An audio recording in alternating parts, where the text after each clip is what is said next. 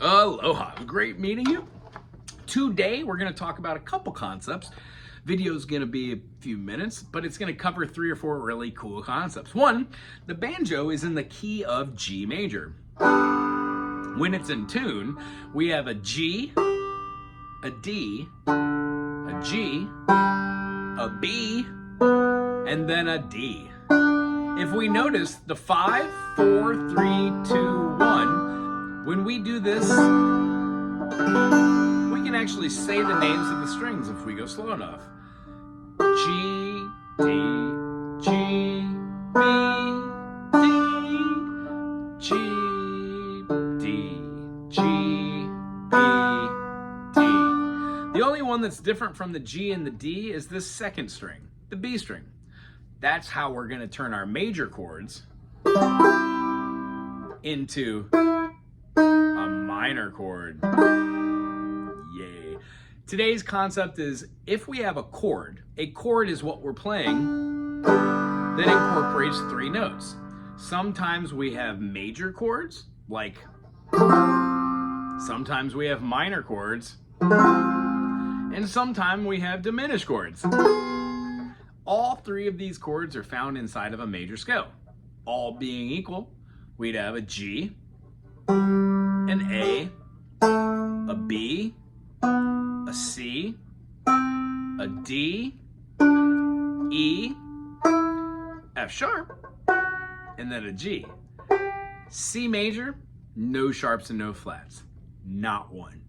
When we go to the key of G, which the banjo's in, we play 1 sharp. That sharp is going to be F sharp. We're going to show you how to play a G major like this and a G major like this, but today's G major, just strum it open. Go ahead and strum with me on the open phrase using the fingernails on the back of our fingies. And what we're going to want to do is practice our thumb on the back of the neck. Now, our thumb doesn't go up above, doesn't wrap over, doesn't go off to the side or back or curled underneath. It just goes directly in the middle on the back, so we can't really see it popping up over the end.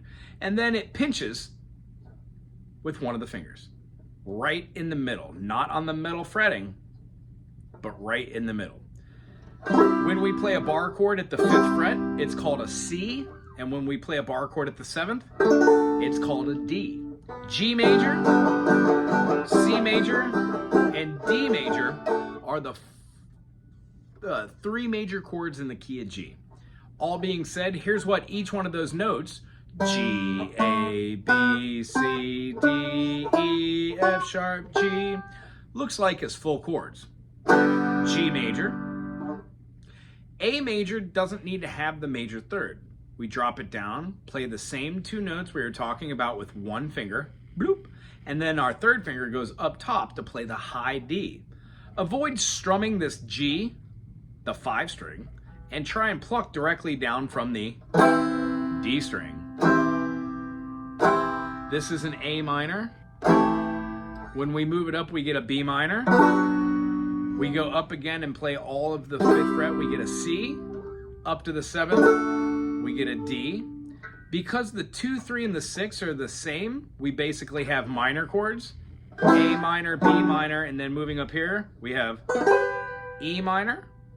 The last chord bars and puts a finger on the G string, right in the middle, for the F sharp diminish, and then resolves to the G. You don't have to worry about these chords. I just wanted you to see them.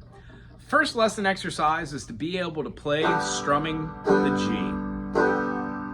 Then we bar the 5th fret for 4 beats again, and then we bar the 7th fret for 4 beats again, and then go back to the open G. If you could practice this over and over again, 1, 2, 3, 4. We're going to practice using our fingernail on each one of our fingers, but we're not going to make it look like we're going out of our way to do it. We're just going to keep them all kind of in the same position. You can alternate fingers if you want, or you can play them together. 1st finger, 2nd finger, all 3 fingers, 4 fingers. Just try and keep this progression of G major, C major, and D major going. Wonderful. Lastly, because we were talking about majors, maybe we should see it through the eye of C. C major has a C, has an E, and has a G. When we flatten the middle note, or the 2 string, we get an E flat. Well, again, this gives us both of the notes on the bottom with 1 finger and a finger up top on the D. That's a C minor.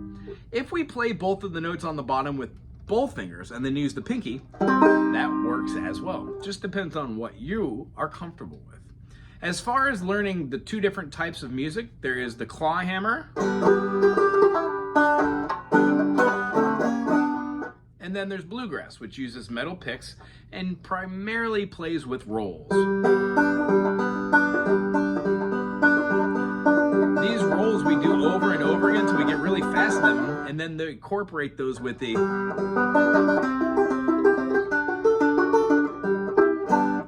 chords we're learning. So, take it slow, play your rhythms with 4 notes, pinching right in the middle of the fret, not on the metal fretting, and then playing your G, C, and D for 4 beats over and over. Do this for like 4 or 5 minutes each week, or each day during the week, and by next week you can come back and we're going to be putting those minors, like an A minor, a B minor, an E minor, together, and then hopefully we could add on the F sharp diminished. If not, our takeaway is in music, there are 7 notes: A, B, C, D, E, F, and G.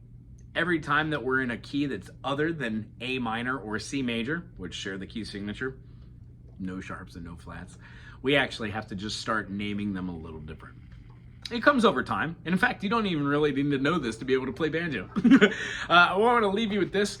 I wasn't playing banjo my whole life. I've only been playing banjo for maybe like 8 years now. It started off hard, but then I realized an easier way, and what I'm teaching you is that easier